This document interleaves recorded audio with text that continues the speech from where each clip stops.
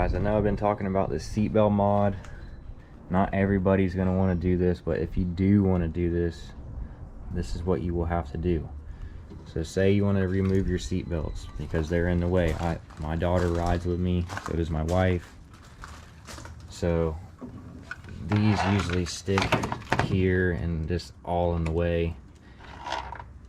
So when I remove these, when you remove these, you cannot just throw this out to the side. I learned that the hard way. If you do not plug this back in, it will send your bike into a limp mode. You will not be able to go over a certain RPM. I think I might have got up to 10 mile an hour, and it would just bog down, act like the rev limiter was hitting, and just no power. Couldn't really do anything. So what I did was, there's the seatbelt module here. So what I did was just kept this, plugged it in, and then just zip tied this here. Well, that's cool and all, that does work. For a while it did work, but it's kind of heavy, bulky, and I'm ready to get rid of that. So I went on Honda Side-by-Side Club, and I make this seatbelt mod. So you just plug this little guy in and you're good. So let's do that now.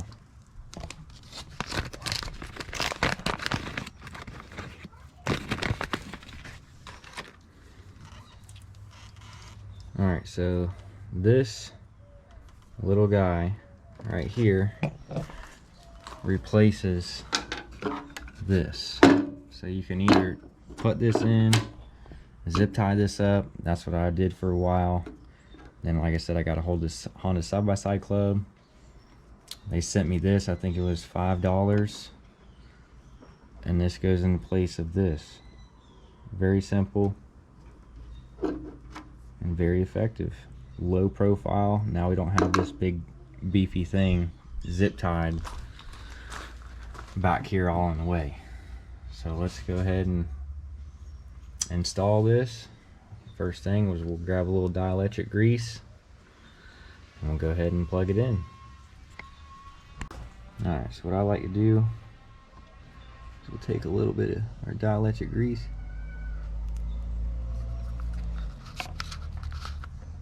kind of just put some on there. It's probably a little much, but hey, what the heck. Alright, let's just take this and plug it in, and that's it. I mean, so much better. Low profile, done. So that's the seatbelt mod. A lot more low profile than the big seatbelt buckle. Like I said, for $5, I mean, that's it. Now we can run our side-by-side without the seatbelt plugged in and without going into limp mode. One of the most important mods, I would say, if you plan on running water, deep water, you want to be able to let off the gas without having to worry about shutting off. This little guy right here is your best friend. O2 sensor delete. So let me explain a little bit about this. When you're in the water and that exhaust is under, the back pressure in here reads, let's see, the back pressure comes up to this guy. This is the O2 sensor. This senses and sends signals to the computer whether or not the exhaust fumes are escaping properly. So when you're underwater, obviously water's trying to push back into the exhaust, which tells the computer that the exhaust fumes are not escaping the engine as it's supposed to. So it will idle down and eventually end up shutting off because the water will overpower the airflow. to the computer, so the computer shuts down the RPMs. So to trick that, what you do is you unplug this O2 sensor, and some of the kits come with another thing, like a little plug you can screw in. Mine didn't, so I'm just gonna leave that in there. Fill this up full of dielectrical grease, maybe tape it up somewhere, and that'll be it. And then this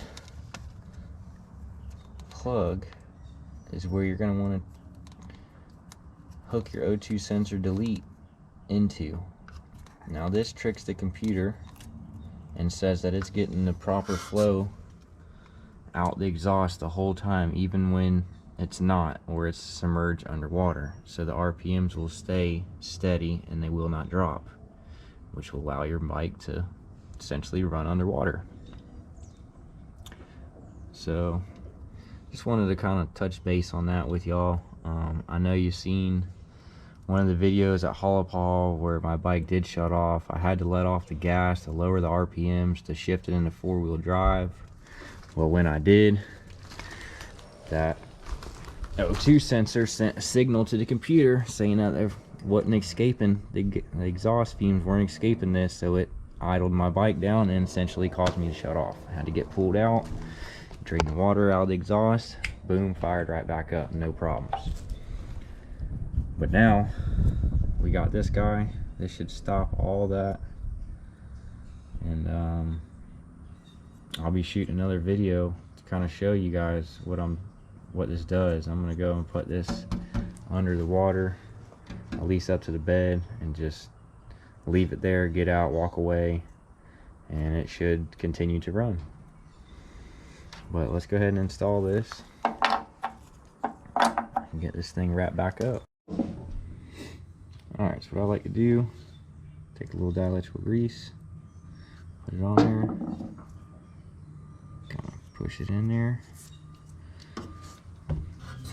So what we do now is come down here, take your piece, now it's got grease in it,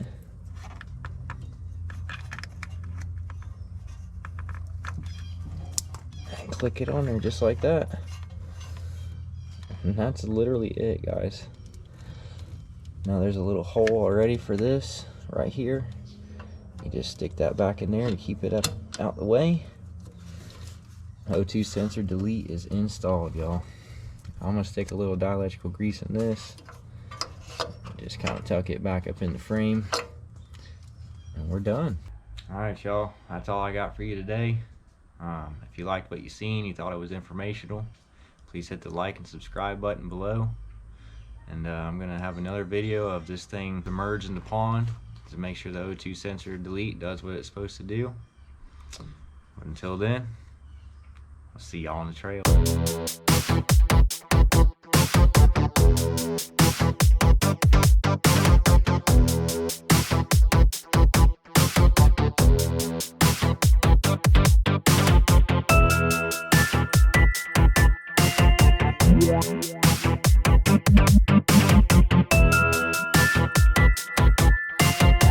Yeah.